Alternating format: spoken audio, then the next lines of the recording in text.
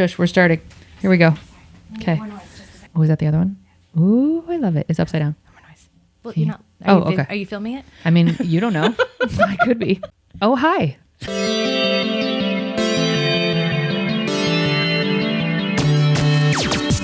Oh, hi. You're listening to Service from Hell, a podcast featuring people that are currently in customer service positions or the lucky few that got out and all of the good, bad, and infinitely irritating things that go along with that work. I'm actor and comic Kate Gaffney, and I'm uniquely qualified to discuss this as I used to work at a very busy and very popular comedy club in Los Angeles.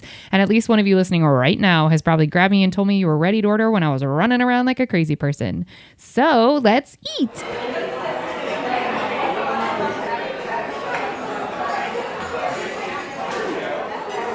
I'd like to welcome our guest actor, author, producer, podcast host, and overall amazing human, Jennica Schwartzman, managing partner at Purpose Pictures Productions, co-founder of Little Sister Entertainment, and a member of the Producers Guild of America, Producers Union, Screen Actors Guild, and Moms in Film LA, loves tackling a project from ideas to distribution as a multi-hyphenate actress, writer, producer. Well, I should have read the thing that I wrote, and then this is still good. Can you guys believe she does all of this stuff? She's overall a very cool chick. So Jennica is also the author of Movie Baking, the indie work-at-home parent filmmaker, and Behind the Screens. She has been published in the Producers Guild magazine, produced by, and is a guest writer for several entertainment industry websites. Jennica co-leads the upcoming crime thriller release Shattered, opposite Jennifer Williams, Basketball Wives. Returning to her hometown, Detective Ivy Lucas, who's played by Schwartzman, must confront a haunting truth. The chilling murders she's investigating are easily identical to her late father's final case. What? We have to see this film. So I'm so stoked because I better know Jennica from meeting her 3-4 days ago when she came to be supportive of a show that didn't end up happening because she's also a stand-up comic and is generally awesome. And as soon as I met her, I was like, oh, we're going to be friends. So, Jennica, how do you have time to do all of these many things? Because you are also a wife and mother of and have an incredible family. Why doesn't your bio include being a stand-up comic? And when can we meet you in person to have you sign your latest book, which is Behind the Screens? Tell us all the things. I have time because I never stop, never stopping. And I don't think that things happen all at once. I think things happen over like 5 or 6 years. And then when it's done, you're like, oh my gosh, I did this thing. But the only thing that matters is that one day it's done. It doesn't matter how long things take as long as one day it's done. And I have grit, which I like to say is something that you develop if you don't have money. Hello. But it sounds impressive the way somebody else says it, but I don't feel it. I feel exhausted and inspired by other people all the time, by like, oh, you did this thing. I want to do this thing like that. That sounds awesome. And then I do that thing. But I don't have stand-up comedy in my bio because I wrote and published that. She just burped. I rewrite my bio for each movie or TV show that I do. But I don't rewrite my bio for other things. Like I just graduated with my master in studies of studies in law at USC, Gould School of Law for Entertainment Law. As a film producer, it's really important that I read and enact contracts. I now understand a little bit better. After 15 years of experience, getting that piece of paper helped me remember that like I already knew most of what I needed to know. But now I know it confidently because that piece of paper is very expensive. And I didn't put that because I didn't consider that I would put that. And stand-up comedy, I don't know. I didn't put that. I was headlining a show in Hermosa, and I think my girlfriend who was putting she was one of the comics, she was saying something about like, how do you feel about putting more stand-up comedy on Instagram? And you're like, I don't know how I feel about like perception online. Am I a serious actor if I put up comedy? I told you the other night that I have to balance what perceptions are and what that looks like. Am I considered worth more money as an actor or worth less money as an actor? I think more, but I have to do more research. Do you think that actually would affect your the offer the rate you'd be offered if you had comedy as opposed to only dramatic or like actor presenting info? Yeah, like I'm in comedy movies, but I think having a classical persona like a Chekhovian work, or, you know, having some like self-important version of the way I see myself for some reason makes me think I'm worth more money, which does not translate to fans. So that's complete BS. I don't know why I think that at all. But if you do stand-up comedy, you do have more fans and it's very visible, and you can like quote ticket sales, and like you have more data, but it also seems more accessible. Meaning you as the person is more Yes. accessible? Do you think that's a good or a bad thing? I'm not sure today in 2024. I totally agree. I don't think I'm informed enough in the modern times to feel like I really understand where we stand, because influencers became a thing since I have been an adult. Have you been on set with them yet?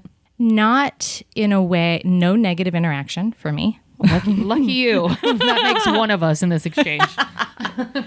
I think people who do short form content and invest in themselves and their personality are no different than somebody who has a host job, is no different than somebody who does amazing commercial work, is no different than, you know, I think that film acting, TV acting, stage acting, you know, all of the things, they all have their own different flares. And I don't consider working around an influencer that has like a different, I don't think less or more of somebody who's a model as somebody who's a chef. You know, we all have a slightly different flavor. And I think when you know your personality and your niche and you invest in it and you learn like the TikTok algorithm and you invest in that, like, I don't think that's less or more than anything else.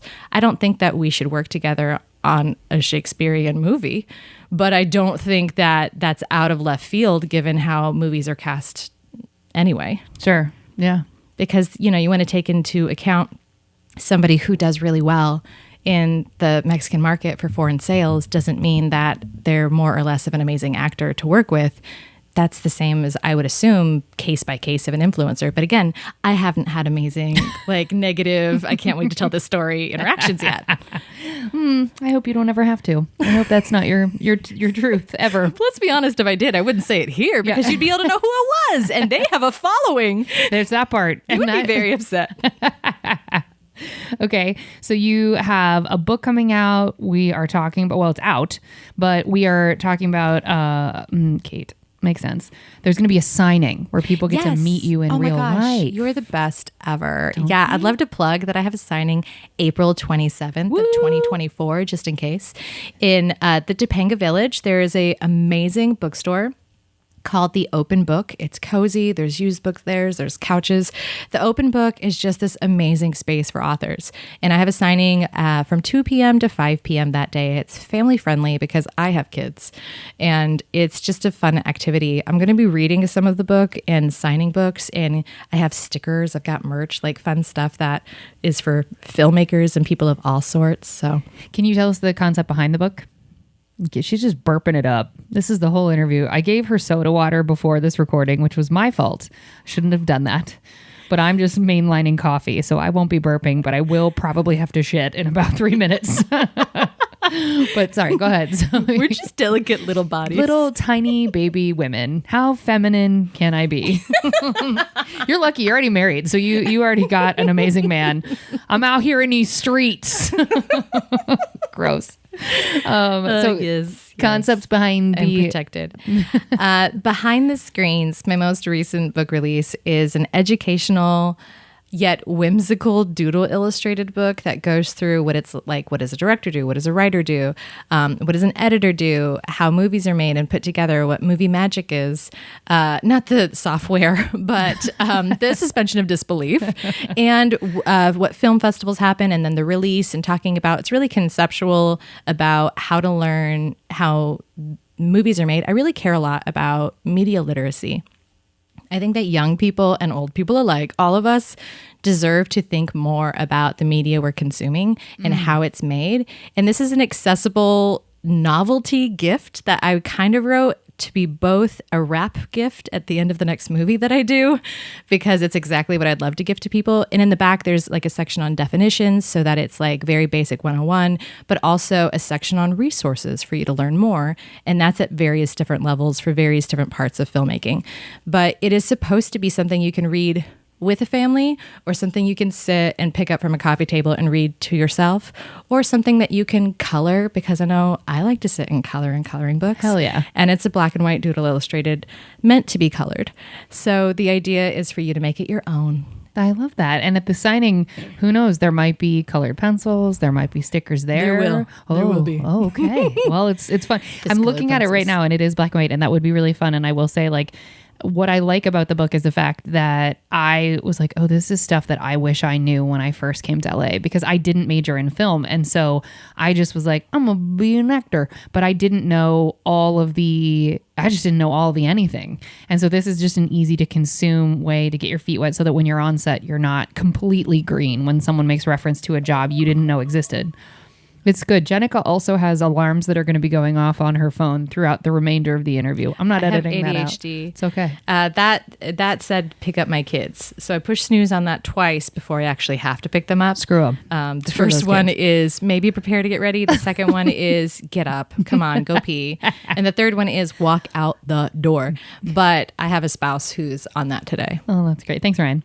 Okay, so they can come see you IRL on April 27th. We'll put the link in the show notes to how y'all can get there. If you are in the LA area, you should absolutely go. Topanga Village is lovely.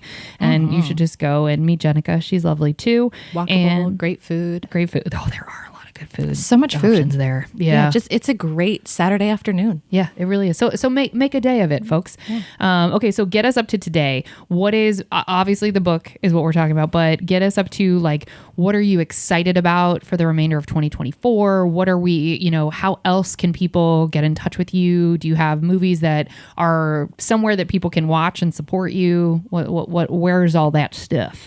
In 2024, I don't know when my next movie is coming out yet, but I do have something in post. But I have lots of movies you can watch if you do Apple, like iTunes, or you do Amazon Prime Video, wherever it is that you watch movies. Luckily, I am the only Jennica Schwartzman in all of the earth. So the first 11 pages of Google are me. Hell yeah. So if you just look up Jennica, which is spelled like Jessica with N's, and Schwartzman, do your darndest, and you will find me. And I know that my Instagram is only Jennica Renee, but that's because I joined Instagram in the early days when they didn't have enough letter spaces for me to fit Jennica Schwartzman. And that's really frustrated me and haunted me. But Jennica Renee is my name. When I do stand-up, I'm Jennica Renee Schwartzman to help make it easier.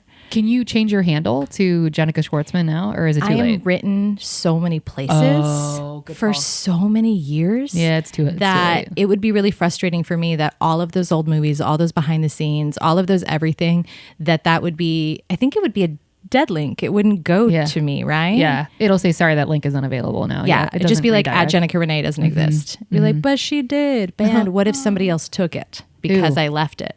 Oh, yeah, yeah. So I can't leave things anymore because I'm too old. There's this time, certain millennial ages, elder millennials and decennials, once you've seen the internet change so much from like the first YouTube version to the version where, like, if I had a website and I gave up that website, I'd never get that website back because it's worth more because it was given up. There's so many things you can't do because you learned. Yeah. Like, you got burned. No. Yeah. All those old videos on that old YouTube 47 versions ago aren't accessible. People are like, it lives on the internet forever. And I was like, yeah, until the publisher monetizes a different version of their platform and you no longer fit. So it's not really forever, guys. No, it's really not. There's too much out there. That's right. It's better to own your own stuff on a hard way to own it, like a DVD or a cassette, like a physical media, and store it. So if you want to have it one day, you won't be able to access it. Well, did you know that I think it's Gen Alpha. I don't think it's Gen Z that did this, but Gen Alpha is like trying to understand the concept of physically having a movie like in their tiny little baby paws and being like, oh, that's such a cool idea. And so DVD sales in the last 2 years have spiked because they stopped production on a lot of DVDs. They were like, well, no one's buying these anymore. Then because that generation is like, whoa, wait a minute, because they're learning what happens when Netflix suddenly stops carrying something or Amazon's contract runs out with so-and-so. And it's like, or Warner Brothers destroys it on purpose for tax purposes. Oh yeah, people don't know about that. That's a dirty little secret. Yeah. Yeah. So things disappear forever. Like they don't exist anymore. Well, there was a fire in that one of the studio houses that was warehousing all of those old, like, 3x5, like actual film. What do you call them? Reels, the film reels. There was a fire, like, I don't know how many years ago, and they lost like decades worth of old film. But there's a theory that somebody started the fire. But yeah, to your point, yeah, they get rid of stuff because, I mean, everything in perpetuity forever for the remainder of time. Yeah. That feels, yeah. So I agree with you. Keep a copy of it. Yeah. Okay. So did you finish telling? So you got something in post. You're not totally sure when that's coming out. You got the book stuff is happening this year. Yes. And then stand up. Are you? Now, I don't have any shows right now because I just finished a round and I have a lot of things going into the end of the school year because I have kids. And so I'm walking at USC. I've got commencement coming up. And then into the summer, we're at a pitching season post-strike where my husband and I have scripts, 2 directing partners and I have scripts as a producer that we're in a pitching season and I'm co-writing. So this year 2024 is the year of scripts, getting everything back on its feet, new decks post-strike, new pitching ideas, completely new reps. I've just finished doing a huge push for a new theatrical commercial manager, and I'm still seeking other types of coverage, and that took all of my being to do. It's so exhausting. It was so exhausting. But I'm setting out my hour to see if I can do stuff for a late summer and then into fall tour in other states. And you had said to me that you really like other markets. So folks, if you are listening to us elsewhere outside of California, which we do, we're very fortunate. We have a lot of listeners outside of California. Outside of Los Angeles. Yeah. It's a completely different world, a mile from, or an hour from here. Shit, even a mile. I mean, first of all, it takes 2 hours to get that long. So yeah. Yes, it's true. It's true. Okay, cool. Well, we'll put all your, like I said, folks, put all our stuff in the show notes. Now everybody knows what happens next. We hope you enjoyed your apps. We're going to move on to the entrees after a quick break, which you still don't need because they haven't been monetized yet. Come on, commercial people, give me your money.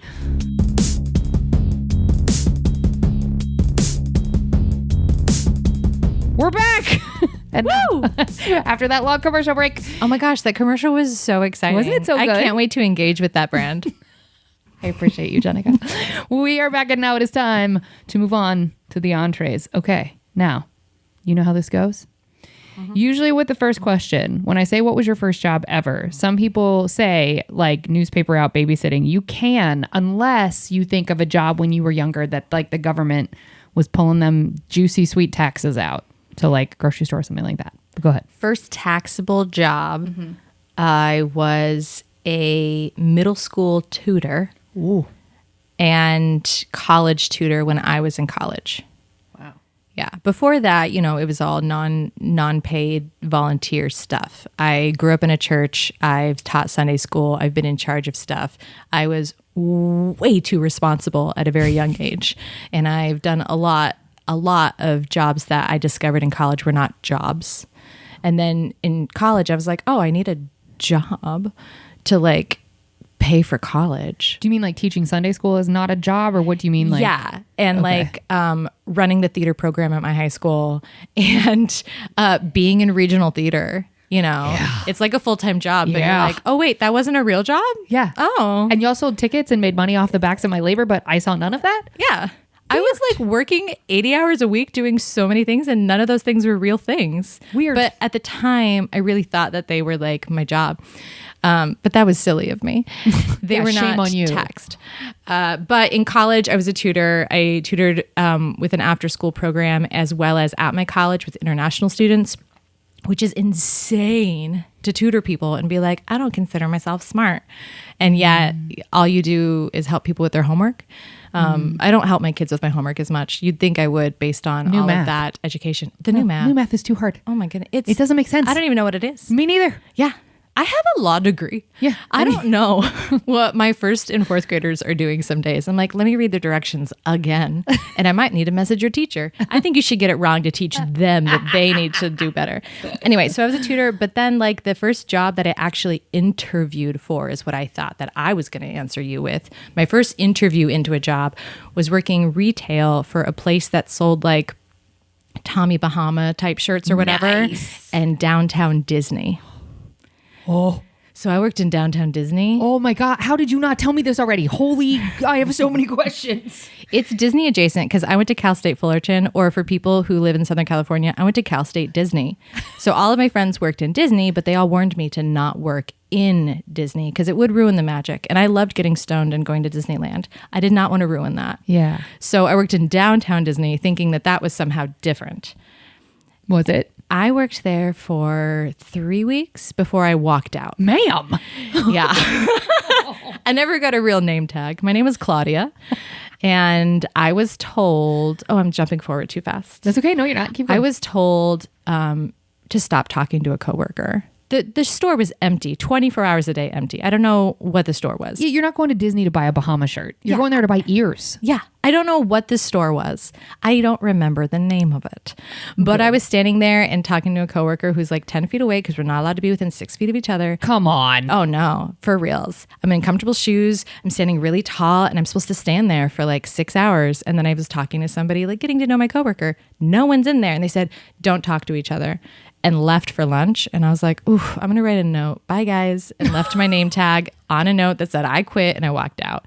But I was so proud of myself for getting a jobby job. And then I couldn't handle being told a basic thing to do at work. One direction. And I was like, fuck this. I'm out. Here's my name tag. Claudia's out.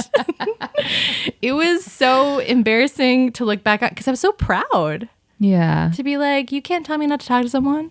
But there's a fine line, right? It's like, you know, logically from a managerial perspective, I'm like, yeah, you got to nip that in the bud when it isn't busy, because then when it is, then it's I mean, like, I guess I get it. Totally. But also, no one's in the store. Is now the time you want to really like flex the managerial prowess that you had? Like, I don't know. I was a 19-year-old and this gentleman felt like this was his posture as a person to tell young women what to do. No, ma'am. And I was not reacting like an employee.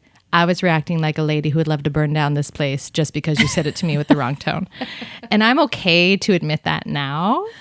And I'm not embarrassed. No, you were a brooding little feminist. Of feeling that way. Yeah, that's I real. do think it's really severe to walk out. Because he just left for lunch. Like to walk out and leave a note and be like, she's very bad. She left. You know, like that wouldn't have the same impact as me staying there for 1 hour. Sure. And then having a talk to be like, hey, I know that we're not supposed to like fraternize or whatever. But when no one's in the store and I'm talking to somebody, it doesn't feel good to be treated like subhuman. You know, like a real conversation. If I was a 19-year-old adult, I could have had that conversation. But it was a trigger. But also, do you feel like anyone at 19 is able, I mean, other than like people who, were raised never being told that they're wrong or whatever, I don't know that I would have had the chutzpah at 19 to have any sort of difficult conversation.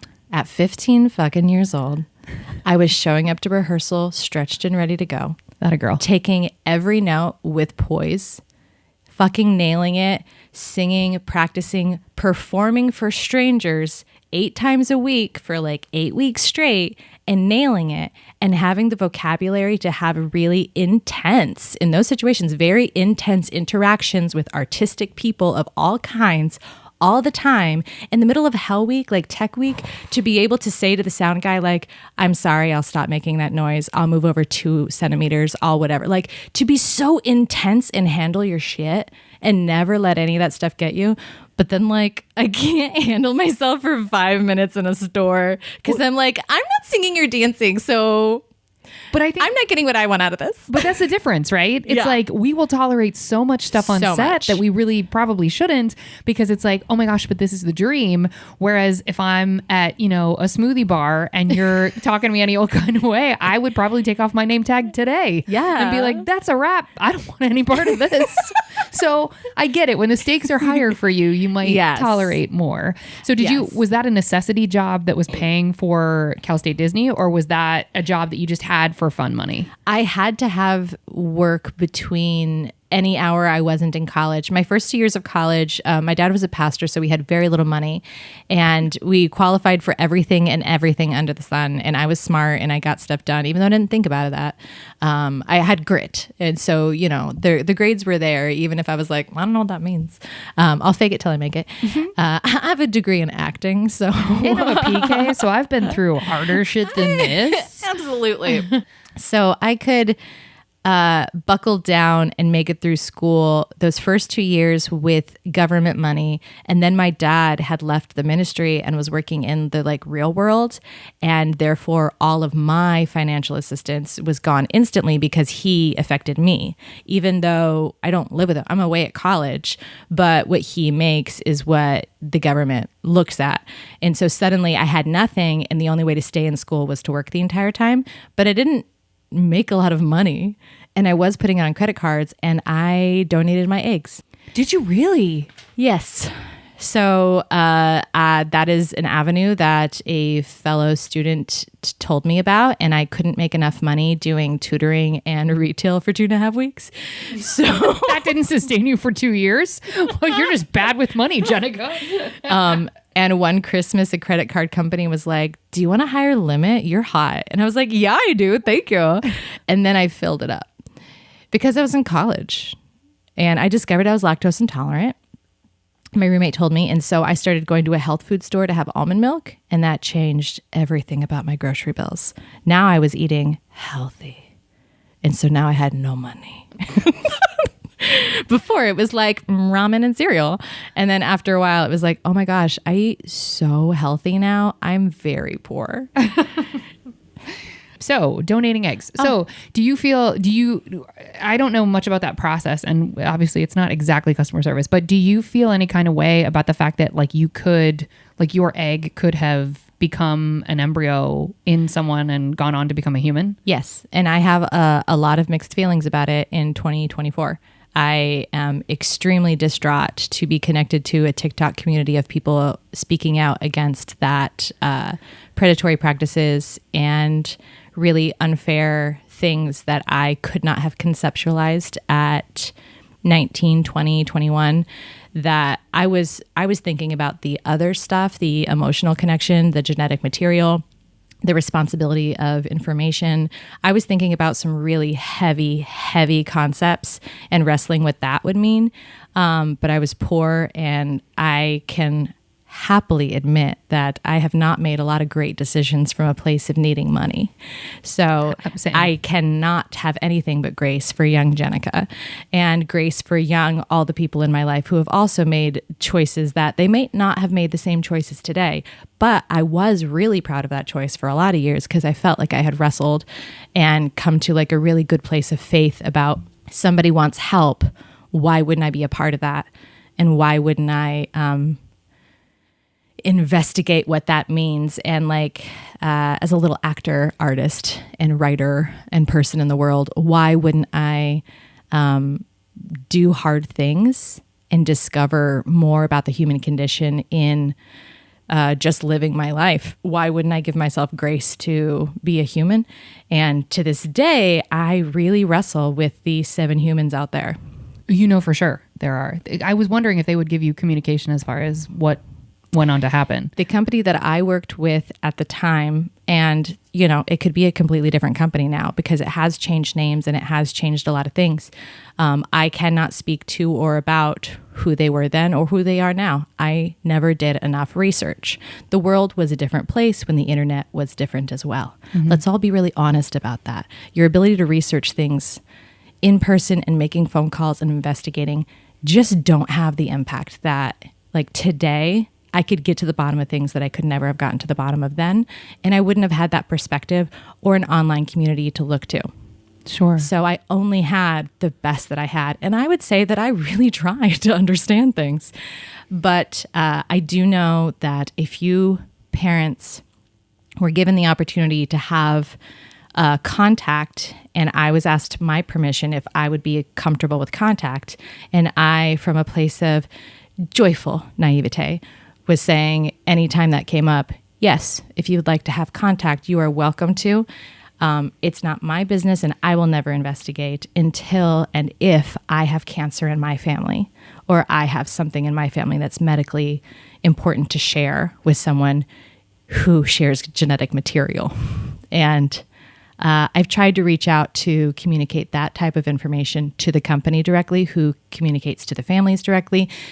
We do not have connection in the world, but a few families who've reached out, I remember the first time I saw a photo, what that meant to see a photo of a human that I might have more connection to than a stranger.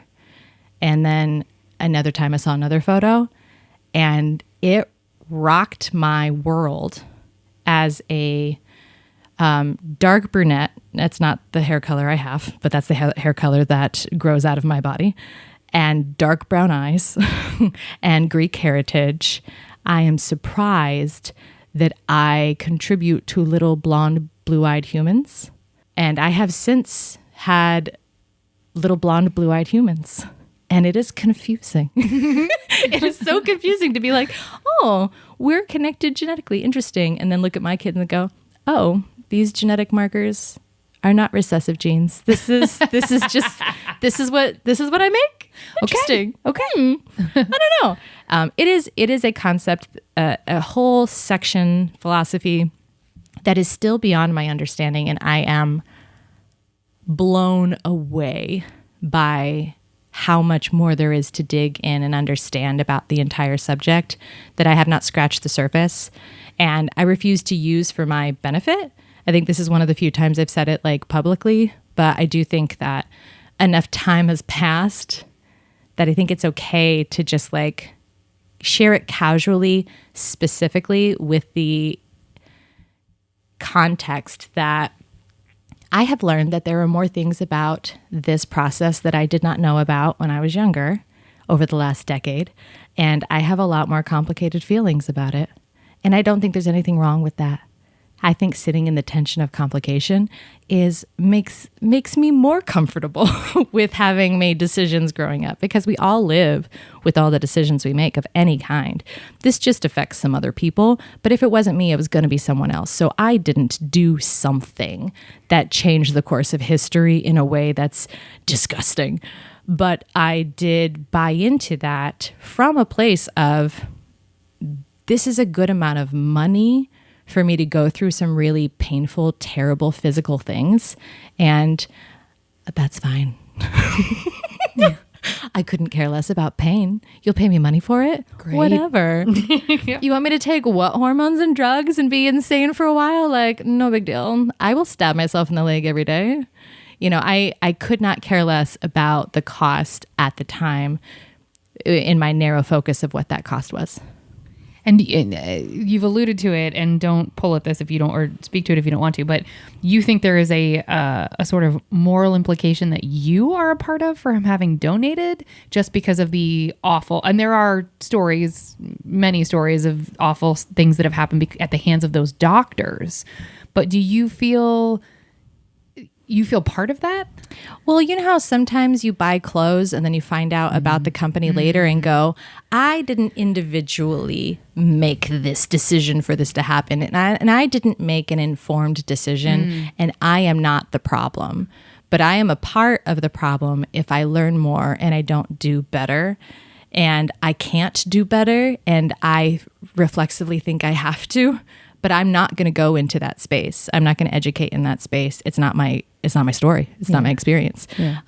I can only support and bring awareness and point to it and say, this is a thing, a controversy worth attention. But I don't think I'm a problem. I think that I am just a normal human. Yeah. I did a thing, and I was and am really proud of that. Like really effing proud of that. I mean, you created dreams came true because of what you did. I gave time and labor to someone else's dream. Yeah. And as an actor, I did not see that as separate from what I was doing in general. Yeah. Is giving time and I don't create what the dream is. I look at someone else's dream and I say, I can only see a human in this place. I'm too young to understand what a child is. I can only see, this is why people deserve to not have children if they don't want to at 19. Hello. So I could look at like, you know, a 35-year-old, 50-year-old person and them say, my desire is to have a family. And I go, I am not a rocket scientist or a Swedish supermodel. The only thing you'd want from me is someone average. Why wouldn't I help that? I'm very average. I disagree, but okay. Would you like somebody who's half Greek, half English, apparently makes blue-eyed blonde blonde-haired babies, but you wouldn't know it. And like my teeth were really messed up before I had my teeth fixed with Invisalign. And so I relished that somebody would pick me over my friend who was obviously the most beautiful genetic lottery I can imagine, who recommended the program to me. And people picked me constantly. They wanted their child to look like them. Wow. And I was like, why wouldn't I help that happen? That makes me want to sob. It's so lovely. Yeah. That's really lovely. Okay. So after the Tommy Bahama disaster at Downtown Disney, you donated your eggs. Do you know how many times you went? 6 times is the legal limit in California. You put them girl. 6 times. 6 is the legal limit in California. I would have kept going. I did it over a span of several years, and it was extremely like rocked my body. That's a lot of hormone therapy. You have to do psychological testing. You have to do physical testing. There's a lot of things you have to do to qualify each time. It takes a lot of energy and effort, and to drive to Los Angeles. Oh my gosh. To be in one of the top fertility clinics in all of LA was pretty spectacular. But now I know it exists, and now I want to burn other places down that don't give access to fertility freedom. There's just a lot of feelings and experiences there. But I did it primarily, I learned about it for the money. And then I did it a few times to help support my ability to finish college. Which is a good thing. And I know that one group is a twin situation. Does that run in your family? I know sometimes that happens with in vitro. Does. It does. Yeah, each time I was pregnant, I was like, let's find out how pregnant I am before we celebrate this. But no, I have not had twins. My cousin has. Wow. But yes, it runs in our family. So you did it 6 times, and that's the legal limit. And then was there a job after that, or you had graduated college, so then you went straight to, like, did you move straight to LA to get it going? Immediately. Like, I could not have moved fast enough. Okay. I moved immediately after high school. Within 2 weeks, I was over at college because I was at a before college program for that summer because I was accepted under a low-income diversity scholarship into Cal State Fullerton. Hell yeah. That I had to go early and live at Hope University across the street and take classes at college, like remedial classes to qualify in. It was like this like weird thing where if you're poor and you qualify, you. Yeah. they make you do remedial courses to qualify for college. Because you're probably dumb. Because you're poor. Yes. I know that's what that is. And I tested out of them. So I took you did. philosophy. And I was like, you're making me take an early elective the summer before college. Here's But whatever it'll get me in, I don't care. Being poor is great. Yay. So I got in early, and then that was the same posture. As soon as college was ending, my best friend in the whole world roommate was like very left in like I think it was easier to be mad at each other and make it easier to separate. We did not want to separate. And we were in like she like left immediately, and then I left immediately. Like we were just like, get out of this apartment. Couldn't get out fast enough because we were protecting our little sweet little hearts. Being of course like, you were. It's the end of an era. Yeah.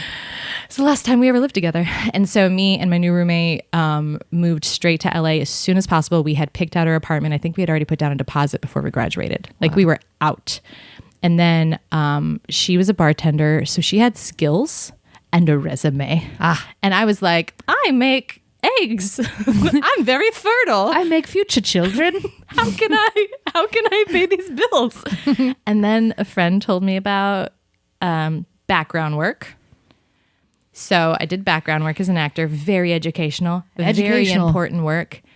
super worth your time and attention if you're interested in being on set, that you should figure out how to be at every level of power and what you don't want, and how you don't want to be abused, and what it's like to be abused. It's very educational. And then I couldn't survive on that, so I did Cutco. Okay, now wait. Before we get into Cutco, I want to comment on two things. The remedial classes to have to get into college. I say this all the time. It bears repeating always. It is not my phrase. I wish it were. They have always said that the tax for being poor is your time. Everything takes time.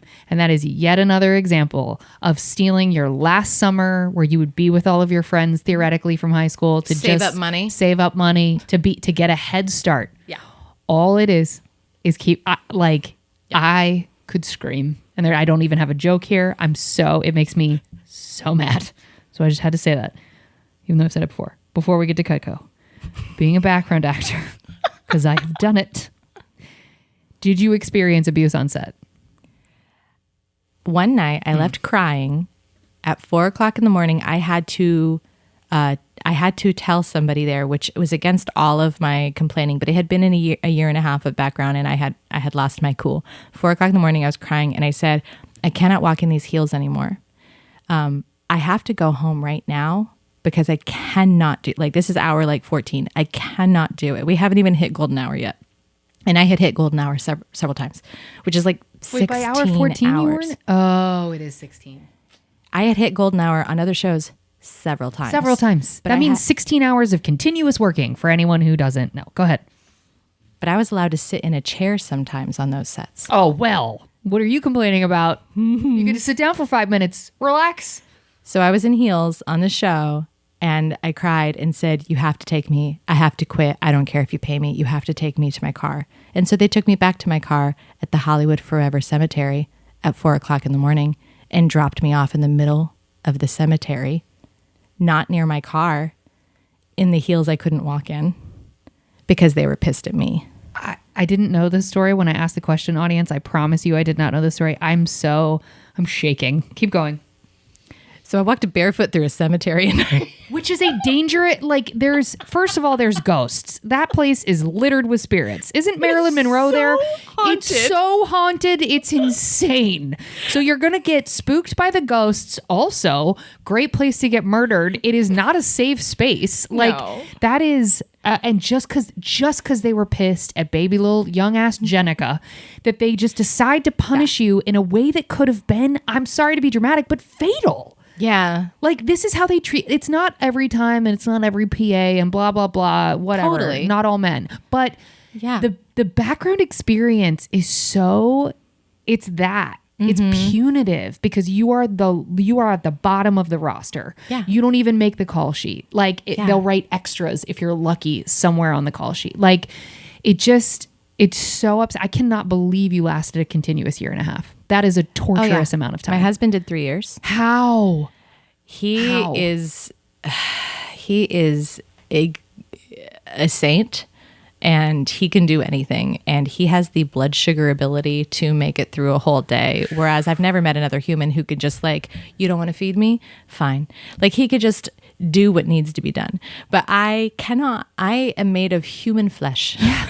You're a person. Sometimes I can push through, and sometimes I cannot. And I don't mind crying myself out of set that time, because there were so many times I took abuse that I did not.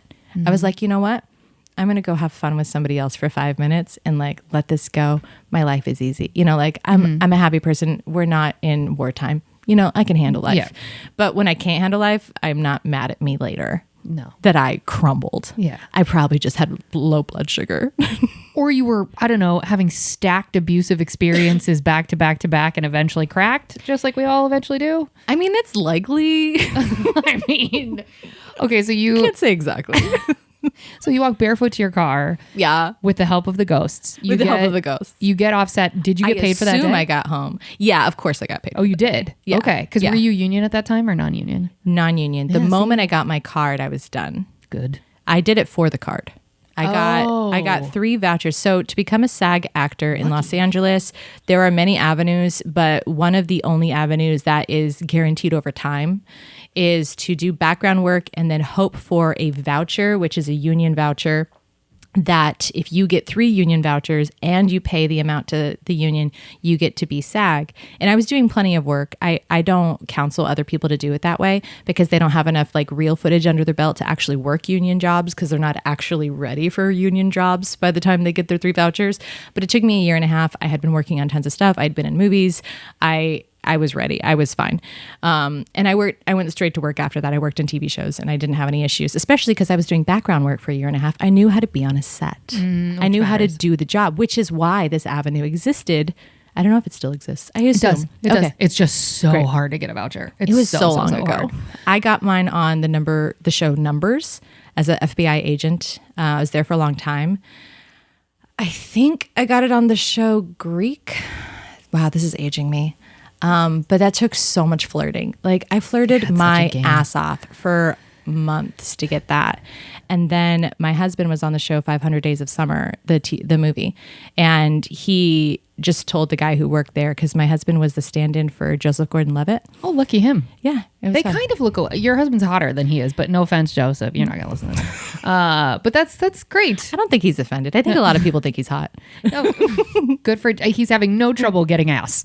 So good for you, Joseph. Yeah, he's doing fine. He's doing fine. He doesn't need my endorsement. Everybody's hot. This is Los Angeles. Fair enough. So he was standing for that, and he had said to the person that I think we were engaged because we were saving up money for the wedding. He's like, yeah, my fiance, she does background like full time to help pay the bills. So if you ever need an extra person, bless him, please bring my wife to set. I mean, my girlfriend to set. And so they let me come to set, and he gave me a voucher as which was so nice. I didn't have to, that didn't mean I slept with the AD. Yes, it did. Yes, it did. That's awesome. Because you're. But at that point, I would have. Girl, it gets to a place, doesn't it? Yeah. It gets to a place. It's more than money. Get me out of here. It's dignity. I got to get out. I can do an entire hour on the stories for background, but girl, I'm happy I did it. Girl. I'm happy. Me too. I try to. Woo. We gotta talk off the mic. Okay, so then now, why on God's green earth would you get into an MLM? I'm convinced Cutco's an MLM, but you're gonna tell me maybe it isn't. I don't know. I have a lot of opinions for having not done it. So no offense. Shout out to Chad, a friend and listener of the podcast, who also did Cutco for a very long time. I have to know who recruited you, which is a big part of the MLM model, or how many knives did you have to buy up top before you could start selling them, which is also part of the MLM? I had to buy $180 Come on! To have the set that you use for demonstration. So here's the thing about being an actor in LA. I'm not going to say this in a way that's bad. Hear it in the way it's good. I'm beautiful and confident. You are. Can confirm. I can walk into anybody's house and I can tell them that they're not cutting their tomatoes correctly. And they'll believe me. And so what it costs for other 18-year-olds to do Costco is not what it costs for me. Did I say Costco? It's okay. We knew what you meant. I've never been happier to mess up a word in my life. That's how far out of your brain it is. That's so good. This is healing. Yeah. Therapy works, you guys. It sure does. Can confirm. I am mortified that I did it because it calls on. So I teach film, entertainment literacy and business of acting and filmmaking, and I teach a lot as part of workshops and things. And one of the things I teach is that people do crowdfunding. It's a thing they want to do because they're very excited because they hear about a way to make money that calls on something I have coined, not individually, but I use it all the time. It's social capital. So you've developed a social capital, but you didn't develop and invest in this social capital. You just grew up as a human in this world, and you had the privilege of your parents' friends, your elementary school, all the things that the privileges that you've been around is all your social capital. And then Cutco comes to you and says, can you write down the name of every social capital person that you've ever had in your life? And will you commit to calling them for 3 hours a week until you get enough appointments to go to people's houses to sell them knives? So they use children who are not old enough to know that they would like to spend that social capital somewhere else. And then once you've spent it, you can't use it on things like, hey, I want to do a movie, or I'm a musician and I'd love to pay for studio time. Will you invest in my future and help me? And you can spend all your social capital on something you care about. But instead, Cutco just goes straight to people, the young people who are not smart enough to understand what that is. And they ask him to spend it all. And I was really desperate for money. As you know, I wasn't allowed to give any more eggs away. Eggs maxed out. So I was at a place where it's really expensive to live here and I needed to do something. And it cost me very little to go to people's houses, but I didn't have a lot of houses to go to. And so I ran out of phone numbers very quickly because I'm not from Los Angeles. I was just going to say that. So it's not like I could go to people's houses here, but I'm from Southern California. So I did call on a few people in different cities and I did drive an hour and a half and I did do that. And I did okay on like the ratios and the sales. And the person who is your like manager of the Cutco group that you're in, like the 15 people or whatever, my manager, I'm so sorry to do this and he'll never hear this and it's okay. But he really had the hots for me, like hardcore. He was very interested in me and he gave me a lot of attention. And I was having a really hard time being super poor and desperate and getting a lot of attention. And I stayed longer than I should have because anytime I walked into that office, I was a queen. And then he took me to like aside and said, do you want to work as an assistant in this office instead? Like he could see the end of my line. He's like, she's gone any minute from now. So he was offering me other ways to be employed in that system to keep me around. And I was like, that's generous that you have the hots for me. Yeah. That's not generous. But he took me to conferences and he showed me a part of the business world because they do like conferences. He showed me a part of the business world that like, I would fucking rock that space. And I was like, I'm really, really proud that I bottomed out of that experience because I could have gone further into like sales in places that I hate and I'm disgusted by and I don't want anything to do with. And I could have been much further in before I realized it, but my car broke down and I couldn't go to anybody's house anymore. So I lost the job was over. Wow. I was like, thank the Lord in heaven that I did not go further into a place that would have been really easy because you're desperate for money. All of these decisions, every single thing I did was just like, I was desperate. Like, how am I going to make rent next month? And this is why to be clear, I want everyone to know, I'm not coming for Jennica for having done Cutco or anyone who gets trapped in an MLM. I know. Come for us. Well, I know. Come for us. But this is the space. But you know how, like, you probably got a lot of DMs about Rodin and Fields, which I was getting from every actor I knew under the sun about, I don't know, 7 or 8 years ago. And I was so lucky to have already known. Yeah, I was so lucky to know. And if you don't know, it's like, wait a minute, you're making all this passive, like it's so delicious. It's kind of, I'm so susceptible. I would be in a cult if you asked me. Like, I'm so susceptible to that stuff.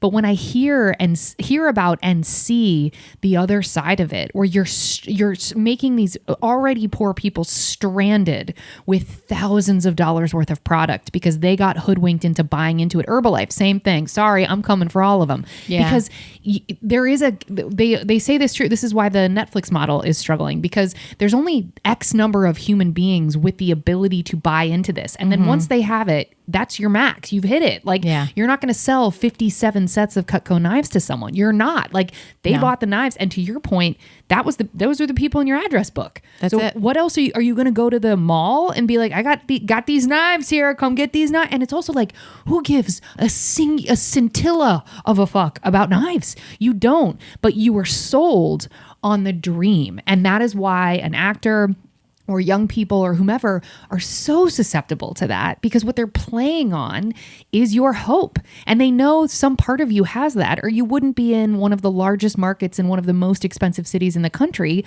pursuing entertainment. There's just, they have to know that can be their currency. That's what makes me homicidally angry. Like, and you're not an idiot for having done it, to use your word, and totally identifiably mine as well. You were desperate. I was desperate. I knew I was making a not great choice to stay in Los Angeles and keep acting. And I don't think that was a bad, I don't think there's good and bad. There's no morality to it. I don't think that was a bad choice. I think it was really educational. Yeah. Because I got out. And it could have been detrimental if I had stayed in any longer. But there's something about being so able to do those things, knowing it's short term, Sure. that you will put yourself in a position to be like, I know this is predatory. And yet, The check will come tomorrow. And my favorite part of my kitchen in 2024 today are my Cutco knives. really? I love them. Okay. I'm fucking sold.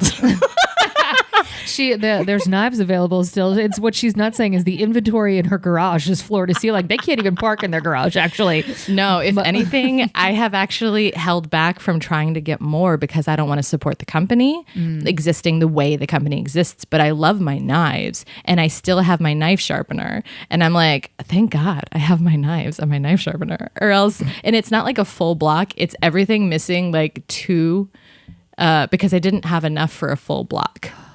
But I don't want to buy more knives because I don't want to give them my money. But if somebody is like dies and they give me their knives and their will, I'll be like, oh my gosh, thank you. I would love to have the full set.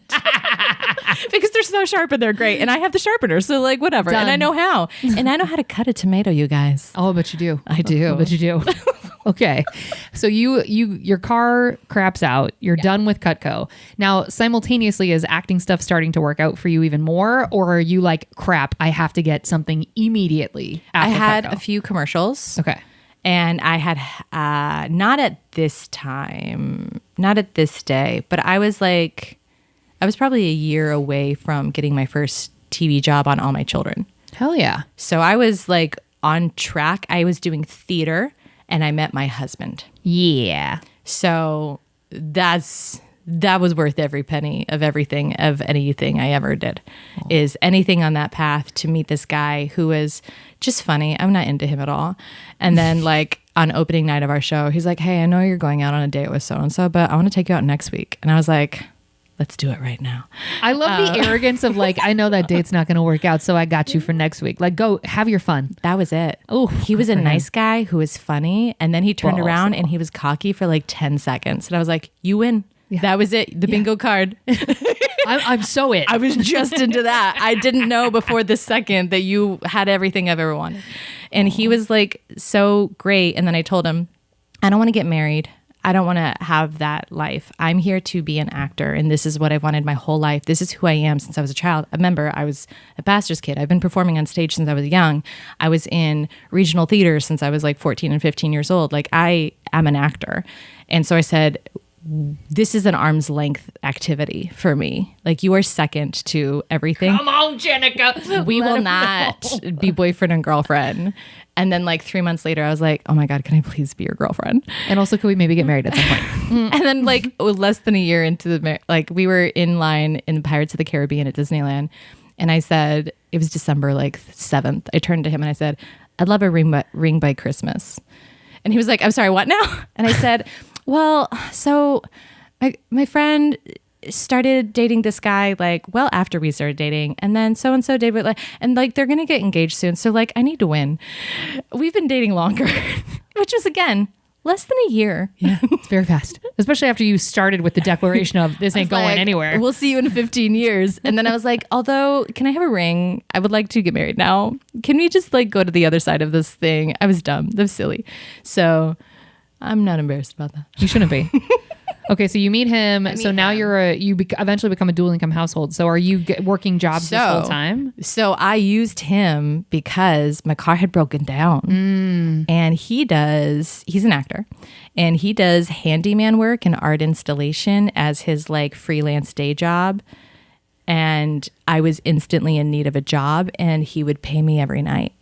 Aww. I'd be like, oh, can you have a woman on this? And he was like, yes, I can. Spend all day with my girlfriend. Aww. And I was like, great. How much are you getting paid? And he's like, more than you've ever been paid. And I was like, oh my God, let's do this every day. So I have moved a lot of furniture and installed a lot of art and been in a lot of people's houses and been very polite to a lot of extremely famous celebrities. And it was great. So it was a dual income, his income household. Immediately. It was amazing. But he would have needed someone else with him. So like you kept all the money in the house. Like that income he would have handed over to someone else. Mm-hmm. That's very smart. That's the play right there. Yeah. He became two people in a day, but like a little woman. And he was pretty clear that sometimes the look on someone's face, and if he comes in with a little, I'm 5'2". Yeah. And I'm curvy. So you would bring in me and be like, all right, calm down. And then I'd lift a couch and they'd be like, oh, all right. All right. She's great. I love it. I'm like, I don't look like it. So he couldn't take me into some places that were more misogynistic spaces. So most is the word. Most. Got it. Okay. Okay. So Yeah. But if we're hanging art, I don't have to be strong. Yeah. Well, I could be delicate. But however, I have heard from previous guests of the podcast, Caitlin Palufo, that with art installation, sometimes you're building an actual wall for the art to be installed upon. So does that... Yes, did your it's job perception. Yeah. Like you have to be extremely strong and extremely detail oriented, and sometimes standing on ladders with your center of gravity off the ladder halfway between you and a wall for hours. Ma'am! Like crazy art installation. It's a serious job. Yeah. When you've got a $300,000 like painting that's broken into 18 pieces that all have to be hung a certain way, like it's not like, oh, I put a nail on the wall today. Like it's amazing. And my husband's been very clear that the difference between hanging something straight and hanging something you think is straight is all the difference in the world to people whose homes you're in or offices. Like, do you want this straight or do you want this to feel straight? And then he has to show what that means. And I'm certain they say feel straight. Feel straight's for me, but some people, he works with people of all different types and varieties. And some people, they have to know it's straight, whether or not they can feel it. Even if it doesn't look it. Specifically because they have to know it. That's the way their brain works. I hold space for that. I get that. Yeah. I need it to look straight. I don't yuck their yum. Yeah, I don't either. I get it. I mean, I get it.